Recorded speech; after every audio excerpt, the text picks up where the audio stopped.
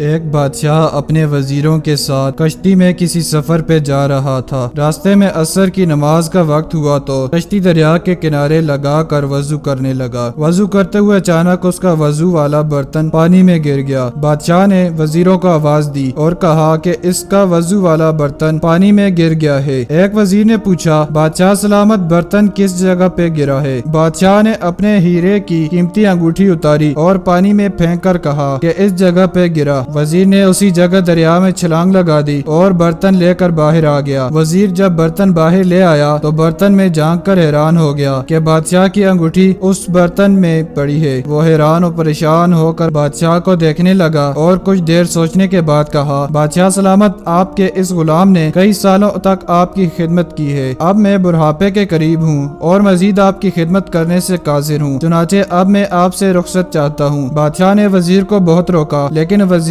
کے بے حد اصرار پر بالآخر بادشاہ نے اس سے کہا کہ ٹھیک ہے، اگر تم جانا ہی چاہتے ہو تو چلے جاؤ۔ وزیر اسی وقت بادشاہ کو خیر بات کہہ کر کشتی سے اترا اور جنگل کی طرف چل دیا۔ بادشاہ بھی اپنی کشتی پہ سوار ہو کر آگے کی طرف چل دیا۔ کافی دور جانے کے بعد یکایک دریا میں سیلاب اٹھا اور کشتی غوطہ کھا کر الٹ گئی۔ بادشاہ دریا میں ڈوبنے ہی والا تھا کہ اس کے ہاتھ میں ایک لکڑی کا تیرتا صندوق آ گیا۔ بادشاہ اس صندوق پر بیٹھ گیا۔ صندوق بادشاہ کو لے کر تیرتا ہوا کئی میل دور ایک انجان بستی کے ساحل پہ جا لگا۔ بادشاہ نیچے اترا اور اس بستی میں چلا گیا۔ بھوک اور پیاس سے بادشاہ کا حال برا تھا۔ چلتے چلتے اچانک بادشاہ کی نظر ایک شخص پر پڑی جو اپنی ریڑھی پر بنے ہوئے چنے بیچ رہا تھا۔ بادشاہ اس شخص کے پاس گیا اور اس سے کہا کہ میں یہاں مسافر ہوں، میں کشتی میں سفر کر رہا تھا کہ یکایک سیلاب آ گیا اور میرا تمام ساز و سامان اور اشرفیہ دریا میں بہہ گئی۔ بڑی مشکل سے جان بچا کر ادھر پہنچا ہوں۔ اب میرے پاس کھانے کو کچھ نہیں، تمہارا احسان ہوگا کہ کچھ چنے کھانے کو دے دو۔ بادشاہ کی حالت دیکھ کر اس شخص نے کچھ چنے بادشاہ کو دے دیے اور ساتھ ہی کہا کہ اگر تم روزانہ جنگل سے لکڑی کاٹ کر مجھے لا دو تو میں اس کے بدلے تمہیں بنے ہوئے چنے دے دیا کروں گا۔ بادشاہ اس انجان بستی میں اپنا پیٹ پالنے کا کوئی دوسرا راستہ نظر نہیں آ رہا تھا، چنانچہ اس نے یہی کام شروع کر دیا۔ وہ رات اسی چنے والے کی کٹیا میں سوتا اور صبح اٹھ کر جنگل کی طرف نکل جاتا اور دن بھر کی مشقت کے بعد لکڑیاں کاٹ کر اس چنے والے کو دے دیتا۔ اسی حالت میں کئی سال گزر گئے۔ ایک دن بادشاہ حسب معمول جنگل سے لکڑیاں کاٹ کر آ رہا تھا کہ راستے میں ایک بنگی اپنی غلاظت سے بڑا ڈبہ اٹھائے جا رہا تھا۔ جیسے ہی بنگی پاس سے گزرا تو بادشاہ کی لکڑیاں بنگی کے ڈبے کو لگی اور وہ ڈبہ بادشاہ کے اوپر گر گیا۔ ڈبہ گرنے کی وجہ سے بنگی نے اور پاس سے گزرنے والوں نے بادشاہ کو پکڑ لیا اور اس کی خوب درگت کی اور ڈبے میں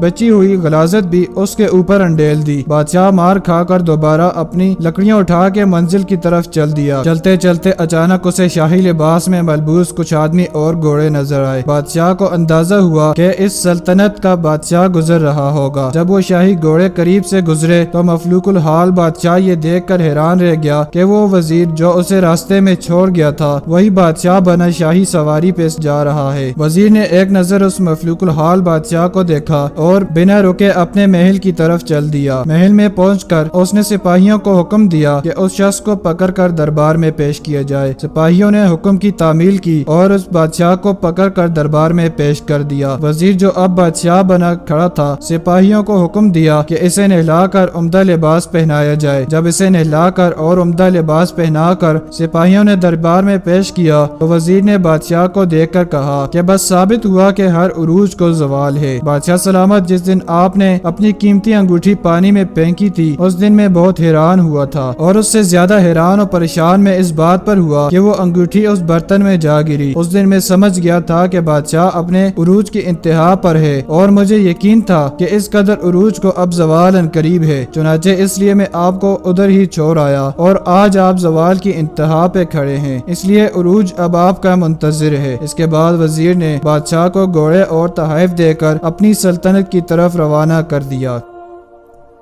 پیارے دوستو، اس کہانی سے اگر آپ نے کچھ سیکھا ہے تو مجھے کمنٹ میں ضرور بتائیں، اور اگر آپ کو ویڈیو اچھی لگی ہے تو ویڈیو کو لائک ضرور کر دیں، اور اگر آپ میرے اس YouTube چینل پر نئے ہیں تو چینل کو سبسکرائب ضرور کر دیں۔